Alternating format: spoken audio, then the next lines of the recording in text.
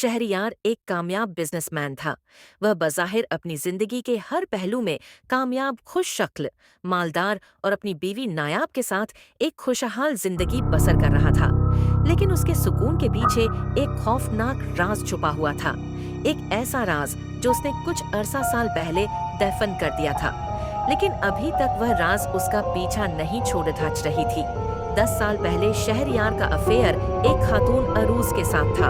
वह ताल्लुक उस वक्त खौफनाक रुख इख्तियार कर गया जब अरूज ने शहरयार से कहा, शहरयार, अब हमें शादी कर लेनी चाहिए। मुझे नाम चाहिए तुम्हारा। शहरयार को लगा कि अरूज उसकी जिंदगी और उसकी इज्जत बर्बाद कर देगी। एक दिन गुस्से और खौफ की हालत में उसने अरूज को कत्ल कर दिया और उसकी लाश को जलाकर एक वीरान इलाके में दफन कर दिया।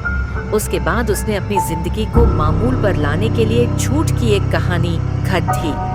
उसने दोस्तों को बताया अरूज किसी दूसरे शहर शिफ्ट हो गई है और आहिस्ता आहिस्ता सबने इस बात को कबूल कर लिया। कुछ अरसा बाद अजीब वाकयात होने लगे।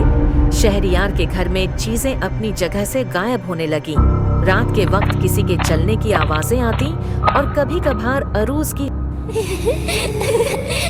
हंसी जैसी आवाज सुनाई देती।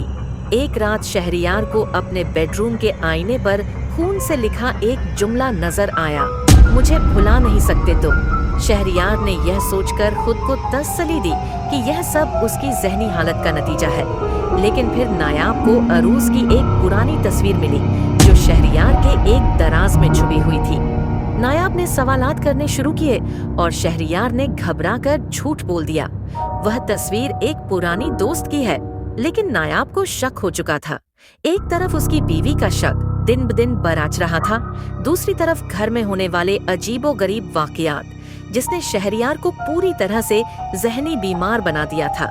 उसे अपनी गलती का एहसास हो चुका था और आखिरकार इन सब वाकयात से तंग आकर उसने अपनी बीवी को सब सच बता दिया।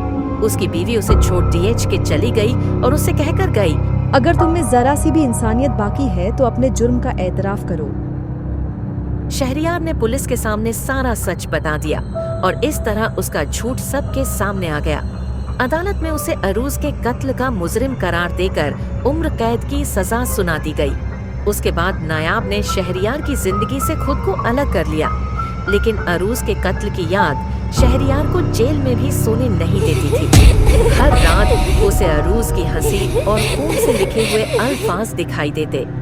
कुछ अरसे बाद उसकी जहनी हालत की वजह से जेल में ही शहरयार की मौत हो गई। ऐसा डॉक्टरों को लग रहा था, लेकिन असल वजह अरूज की आत्मा थी।